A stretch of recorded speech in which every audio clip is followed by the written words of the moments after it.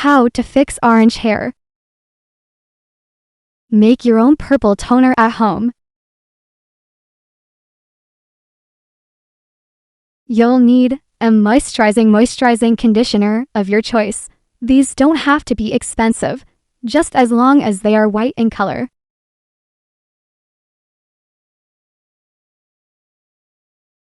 I'm using Manic Panic ultraviolet hair dye. Empty the conditioner into the bowl. You can also just use half a bottle to start off with, then add 2 to 3 drops of the violet dye or food coloring. Violet dye, which is a semi-permanent and peroxide-free hair color, or a really good quality food coloring such as Betty Crocker in a violet shade.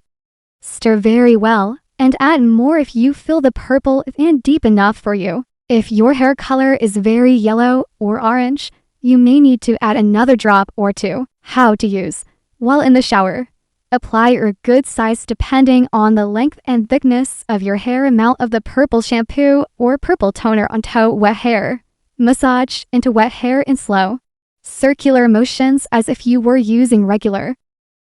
Let the purple toner sit in your hair for at least 5 minutes.